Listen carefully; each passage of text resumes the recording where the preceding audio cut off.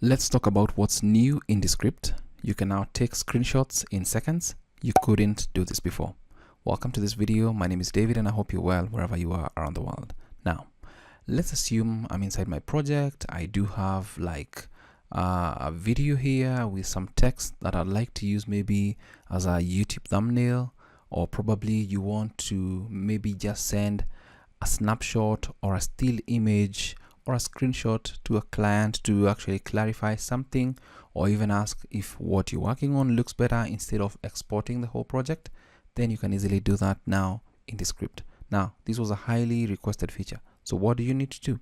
So this is the playhead right here. So what you need to do is click where you want to take that particular screenshot. And once you do that, and I'll move this down slightly, what you'll need to do once you do this right here is click on these layer icons, click on that. And once you do that, you're going to see all your layers here, but then you'll see this snapshot or save current frame to project files.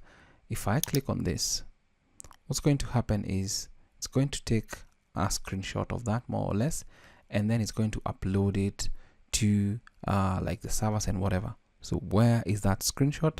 You'll need to go to projects, and once you go to projects and they're listed down here, you'll see the saved keyframes right here. So it goes into a folder called Saved Keyframes, and if you click on this, this is one that I had actually done earlier, and this is what I've done right now. So it's right here, and to download it, just click on these three dots here and click on download, and then you can download it, rename it the way you want it on your computer. I'll just click on save and download complete. And that is how you can take screenshots easily in Descript. I hope it's of value to you. Thanks for watching.